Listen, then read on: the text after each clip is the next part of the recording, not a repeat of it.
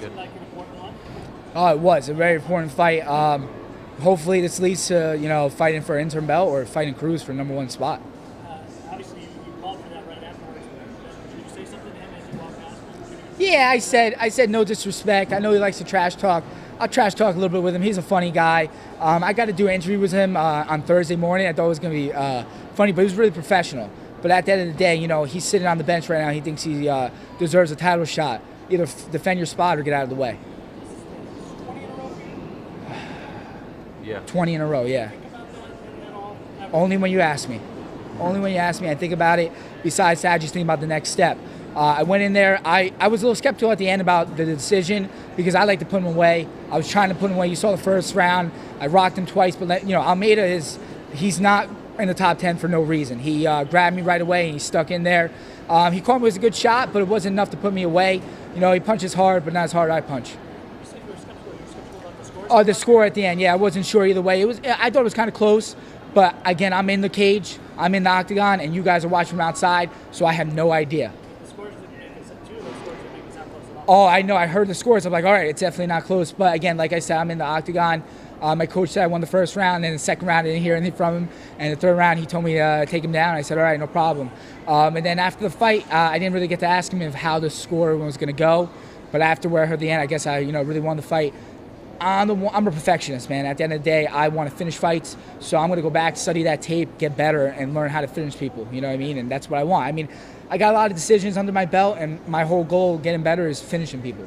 How was he compared to what you expected going in? Because he had a recent hiccup, but apart from that, all his wins were performance bonuses every time out. Like I said in the beginning, he's a tough opponent. He's not on the same skill level as I am. I stuck to what he was best at, and that was stand up. And I came out with the win. And like you said, it was not a close fight at all. So I'm going to have to agree with you. This has been an interesting stretch for you because you last fought in September, and what was that? September last year against Faber. 10 months ago. Yeah. But you haven't been injured, right? No, I was supposed to fight Caraway. Caraway fell through. They put in two alternates. One alternate fought tonight. He was a win some, lose some fighter. I said I didn't want an easy payday. I want someone that's going to help me climb to the top. And the other one, I would have had to push the fight back. It was a completely different style. Got to give me some time to train for someone. Yeah. So when they said Almeida and it gave me, I got the time that I needed and everything, I was on board. I'm like, let's do it. Sean said a pressive win over him could jump you forward, get you close to the belt. And I said, no problem, Sean, let's do it. And so the question was, how did you feel? I mean, it's been a long time since you've been in there. So did you feel a little rusty at the beginning? I felt, I wasn't nervous at all. I got a little nervous at the end of the rounds because I was really trying to put him away, and that was my goal, instead of just outpointing him and outstriking him. I think, I like staying in the cage, in the octagon a lot, so I'm hoping to get back in there in November. I'm hoping, whether it's TJ or it's Cruz, is one of them, and I hope back again in November in MSG. Love to fight in the city. I have a school in the city on East 23rd Street, so I'll be super excited about that. I don't think I was rusty. I just think it was... I need to work on a couple of things I saw in myself and to get better. Would you like to see the UFC get behind you a little more? I mean, it's very rare to see a guy on a 20-fight winning streak. You're so close, and yet it feels like you just fly under the radar. I mean, you weren't even at the open workout on Thursday, which surprised me. Ariel, everybody tells me, man, I'm the dark horse of the division. People don't give me the benefit of the doubt. They're like, who is this guy? Faber didn't think I was anything special, and I retired him. He went out one more fight, and he obviously... I killed him in my fight. His fight was Pickett. He killed Pickett. He still has it. He still has it now, but he's just not on my level. Thomas is tough, but he's not on the level of my skills, and I'm just looking to keep getting better. I hope the UFC backs me a little bit more. I'm here for them. They're a great company. I'm here to support them and fight for them, and I hope they would have the same support for me. Maybe this has already been asked, but do you feel so excited at all that you were lower on the main card that maybe you feel like you should have been co-main event or the main event? I mean, no. I'm going to have to deal with it with Dennis later. That guy took my spot, my co-main event spot. But I'm good friends with Dennis. I was happy for him.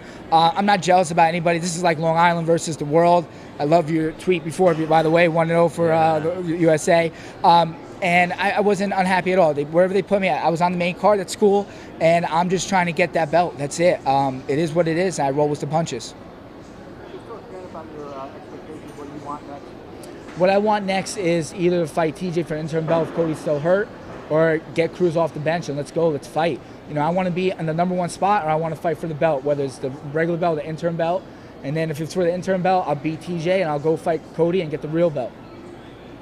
Were you pleased with tonight? Never pleased without getting the finish. So I'm going to go back, watch the tape, work on myself, work on getting better, and get the finish. You know what I mean? I took him down. I probably could have grappled a little bit more, but I let him back up to stand with him more. You obviously did things correctly that you liked. You would have won if you didn't. I know, but I'm a perfectionist. I'm really a bad perfectionist. I'm my worst critic. Like I'm happy, but I'm not super happy about the win. I want to finish this. What were you displeased with? I feel like I rocked him in the first round a couple times, and I did it in the second, and I just needed to keep doing it, and I didn't do it, and I got to see where I could look better to clean up my technique. It was a little open, a little baked. I got to keep my shots a little tighter, and just look where I could perfect and get better. Because it was so long since you fought before this, you didn't wait that long again to fight for the interim title, or you willing to do that, or do you need to get back in there? If they're going to tell me if I wait 10 months for interim belt, I'll wait 10 months for the interim or the regular belt. That's not a problem at all. You know what I mean? At the end of the day, this is my second passion. I love fighting. My first passion is teaching. I got a school in NYC. I get to teach 3- and 4-year-olds all the way up to my oldest student, 76. My students are my life. Fighting takes a lot away from that, from teaching them. But I have great students, and they understand that someone's trained to kick my butt in the octagon, so I got to do the same thing. So I'm away a little bit, and I'm going to be back next week teaching. I'll be back and seeing my students and spending time with them. It's great seeing someone succeed, get their black belt, get motivated, get in shape, build confidence. These kids nowadays get picked on so easy over social media. I'm trying to teach kids how to defend themselves and be confident, not get picked on, not have to commit suicide at the end of the day and parents wonder all this stuff.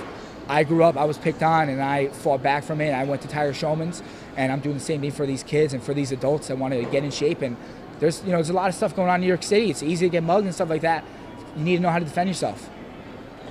Is there anything that you take from the octagon that you bring to the kids that you teach, and maybe vice versa? Yeah, to the kids, it's non-quitting spirit. Teaching the kids never to give up. We call it non-quitting spirit. I teach those kids not to give up, whether it's the littlest thing playing a video game, reading a book, or a test or something like that, studying.